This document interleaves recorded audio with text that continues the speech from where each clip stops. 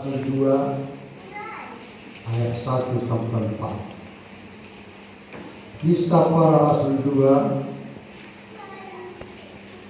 ayat 1 sampai 4. Bapak Ibu dapat perhatikan kami akan bacakan. Berikutnya Pentakosta. Ketika tiba hari Pentakosta, semua orang percaya berkumpul di satu tempat. Tiba-tiba turunlah dari langit suatu bunyi seperti tiupan angin keras yang memenuhi seluruh rumah di mana mereka duduk, dan tampaklah kepada mereka lidah-lidah seperti nyala api yang bertebaran dan hingga pada mereka masing-masing. Maka penuhlah mereka dengan Roh Kudus, lalu mereka mulai berkata-kata dalam bahasa roh lain seperti yang diberikan oleh itu kepada mereka untuk mengatakannya. Puji Tuhan. Saudara yang dikasihi Tuhan, firman Tuhan ini terjadi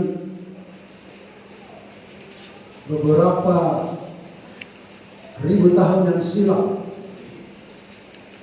Namun firman ini menjelaskan kepada kita bahwa apa yang terjadi itu juga akan bisa terjadi di akhir-akhir zaman ini bagi orang-orang yang percaya kepada Tuhan Yesus, yang percaya kepada janji Tuhan, yang percaya kepada perintah-perintah itu. Saudaraku yang dikasihi Tuhan, dalam firman Tuhan ini dikatakan bahwa murid-murid Tuhan ada berkumpul di satu tempat, dan waktu itu dikatakan adalah ketika tiba hari Pentakosta. Hari Pentakosta adalah hari ke-50, hari turunnya Roh Kudus. Setelah Yesus naik ke sorga 10 hari lagi, lalu dia mencurahkan Roh Kudus kepada murid-muridnya waktu itu, dan mereka mengingat janjinya supaya mereka menanti-nanti dan berkumpul berdua sehati untuk menerima Roh Kudus.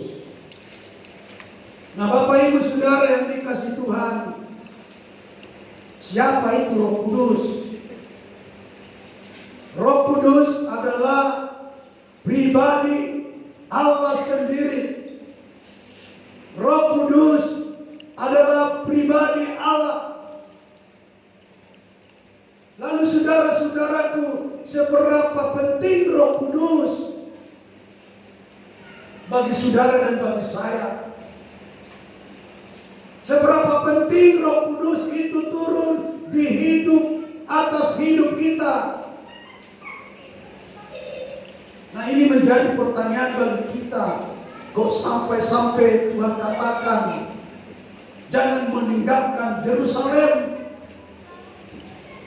Artinya ini satu perintah yang Tuhan berikan kepada murid-muridnya supaya mereka jangan meninggalkan Yerusalem sampai mereka menerima Roh. Satu perintah. Ketika ada satu perintah, tentu sekali itu sangat penting, sangat urgent, sangat dibutuhkan. Maka itu saudara-saudara yang dikasihi Tuhan, seberapa penting Roh Kudus itu turun di atas hidup kita. Maka Roh Kudus itu sangat penting dalam kehidupan orang-orang percaya. Roh Kudus itu sangat penting dalam kehidupan orang-orang percaya. Kenapa saudara-saudara yang dikasihi Tuhan? Karena seperti saya katakan tadi, karena Roh itu pribadi Allah. Jadi Allah itu penting bagi hidup kita. Allah itu penting bagi hidup saudara. Allah itu penting bagi umat-umat percaya. Allah itu penting Roh Kudus itu adalah pribadi Allah. Maka itu penting, Roh Kudus itu ada tinggal di dalam hidup kita sampai hari ini, sampai nanti datang Yesus kali kedua ke tengah dunia ini. Puji Tuhan.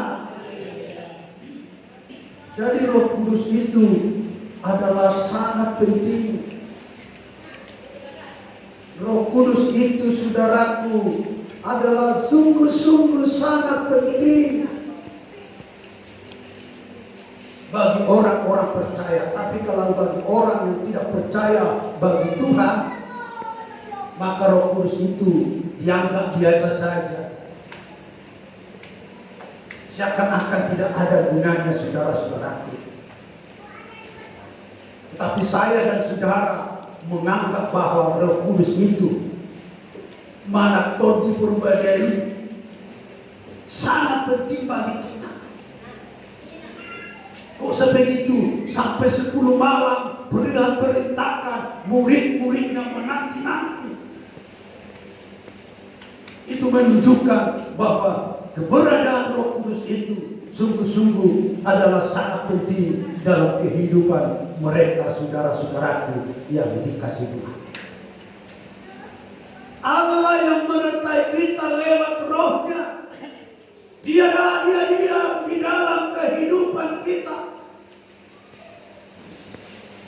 Maka dia sangat penting, saudara-saudara. Dia hidup di dalam hidup saudara. Dia hidup di dalam hidup saya. Maka dia sangat penting, saudara. Setiap saat, setiap waktu kita sangat membutuhkan, yaitu Roh Kudus, Roh yang hidup, Roh yang benar di dalam setiap kehidupan kita.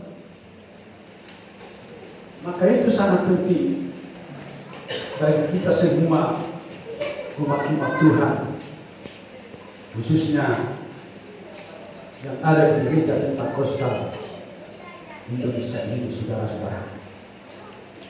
Dikatakan hidup kita itu sangat penting. Bahkan Roh Kudus itu yang akan menghibur kita dalam setiap pergumulan.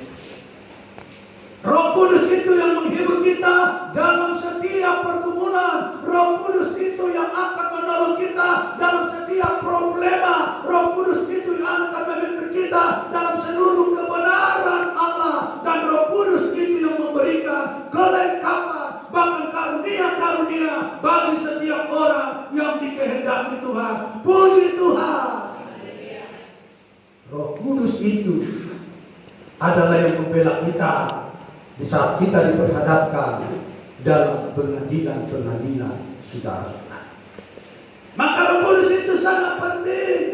Maka Roh Kudus itu sangat berguna. Jadi jangan anggap Roh Kudus itu sepele. Jangan kita anggap Roh Kudus itu biasa-biasa saja. Tetapi Roh Kudus itu sangat besar di dalam setiap hidup kita, di dalam setiap hari ketika kita berjalan di tengah-tengah dunia yang penuh dosa dan kejahatan ini. Maka itulah sebabnya, saudaraku yang dikasihi Tuhan, kita dituntut meminta kehadiran Roh Kudus dalam setiap hidup kita. Karena Roh Kudus itu begitu berguna, begitu penting di dalam setiap kehidupan orang-orang percaya.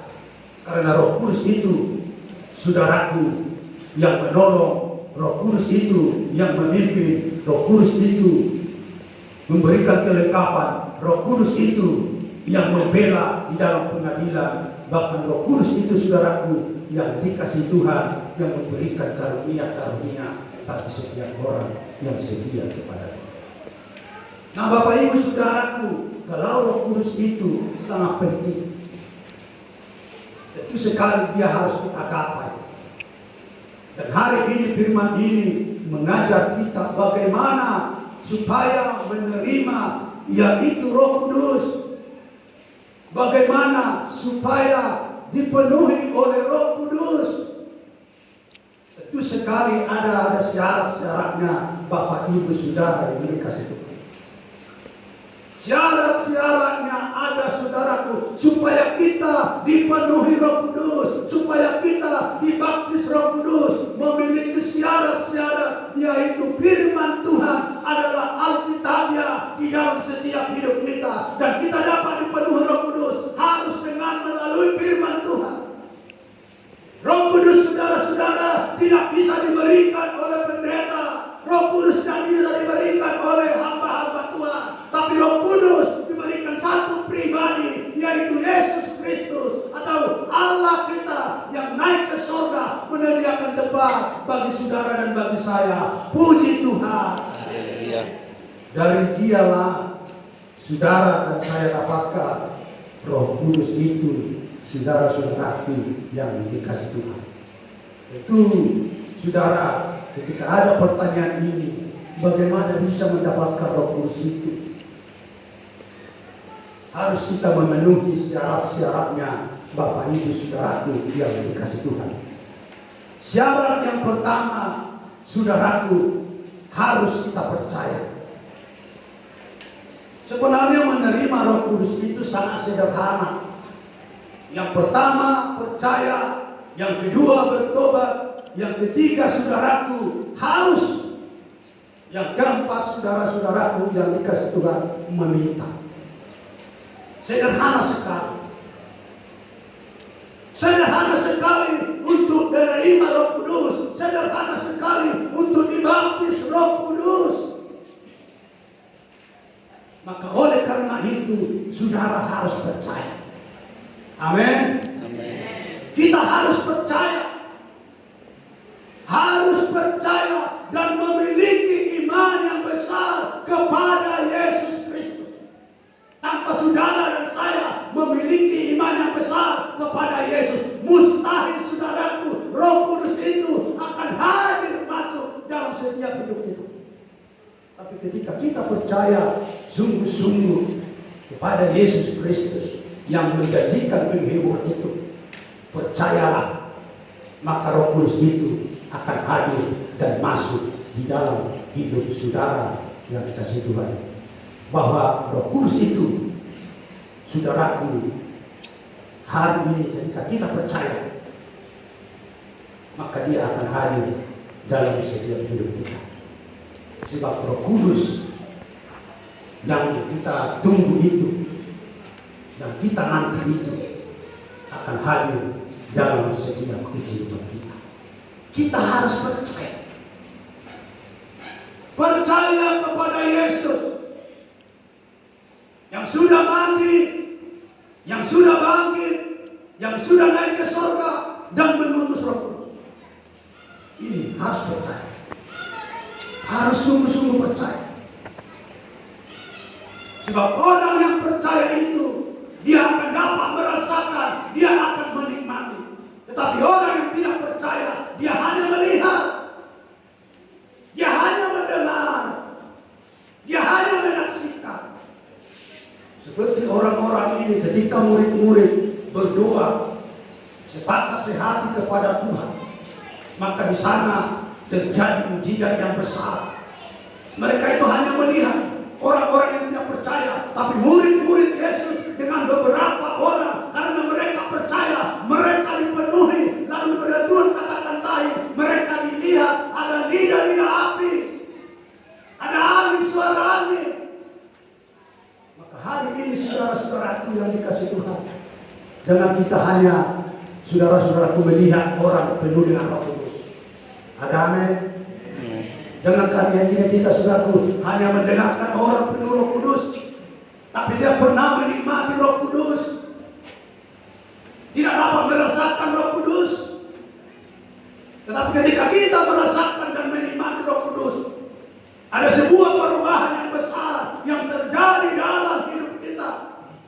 Sebuah karakter kita akan diubah Roh Kudus, diperbaharui Roh Kudus di setiap kehidupan kita. Baik berpikir, baik melihat, baik memutuskan segala sesuatu yang dikasih oleh Tuhan.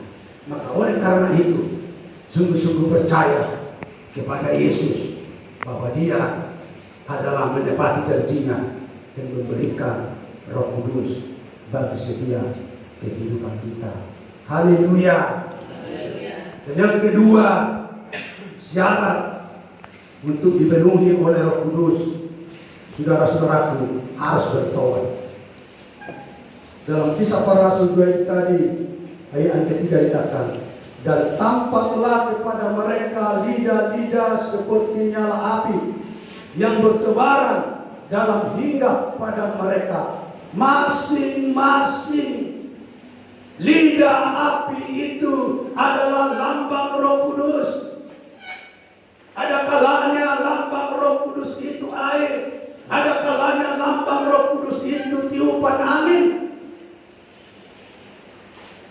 Dan orang yang penuh Roh Kudus itu, firman Tuhan katakan, mereka melihat lidah-lidah api bertebaran bagi mereka. Sehingga firman Tuhan katakan, maka mereka penuh dengan Roh Kudus.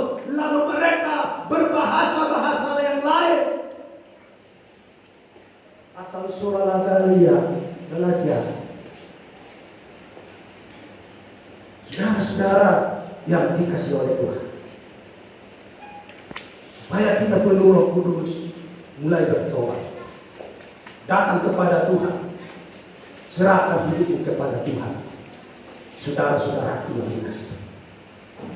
Maka Petrus, sebelum dia bertobat, walaupun dia sudah murid Tuhan, dan dia tidak penuh dengan Roh Kudus, lalu ketika seorang wanita datang kepadanya, engkau adalah salah seorang mereka. Lalu Petrus menjadi takut.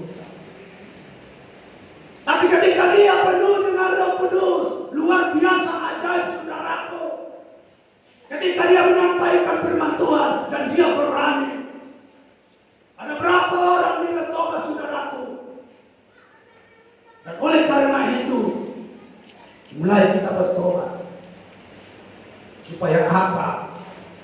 Supaya kita dipenuhi oleh Roh Kudus. Sebab Roh Kudus mau masuk, mau datang, mau hadir kepada orang yang bertobat. Dan lihat itu Petrus, sebelum bertobat, saudaraku, dia tidak dipenuhi Roh Kudus. Dia memiliki roh ketakutan, roh kekhawatiran. Dia takut dibunuh, dia takut ditangkap, bahkan dituduh aja. Oh, ini salah seorang. Dia tidak berani, saudara. Maka orang yang tidak penuh dengan Roh Kudus, dia penakut. Orang yang tidak penuh dengan Roh Kudus, dia tidak berani. Dia tidak berani mengambil satu tindakan yang positif.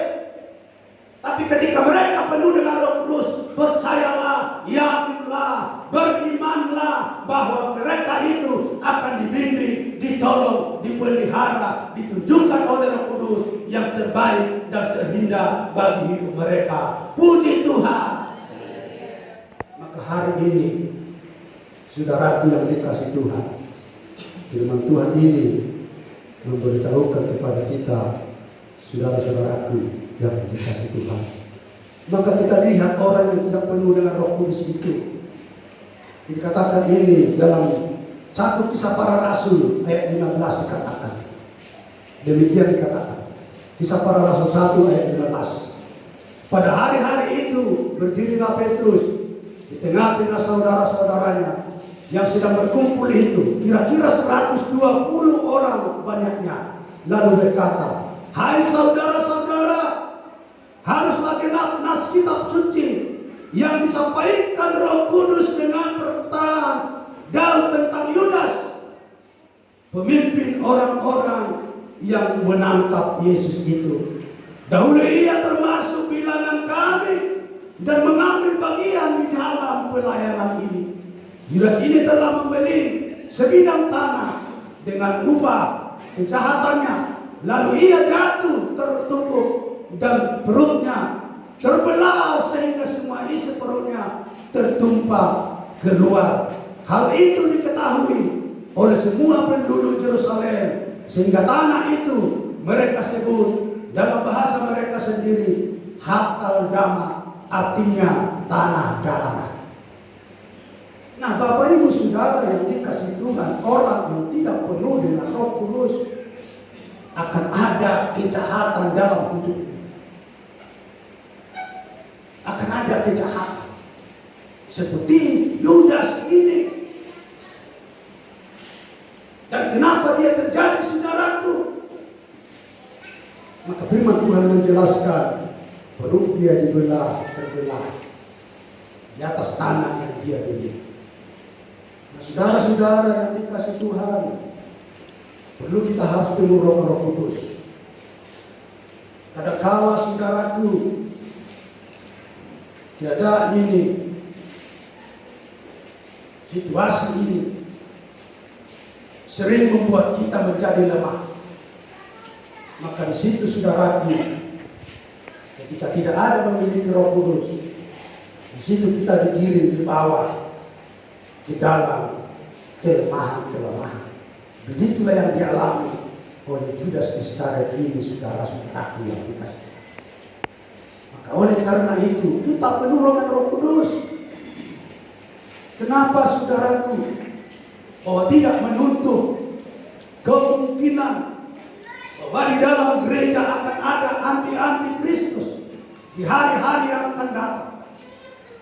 Tapi ketika kita penuh dengan Roh Kudus, anti Kristus itu akan dapat dipatahkan, akan dapat dihalau dari setiap kehidupan kita, saudara-saudara yang dikasih Tuhan.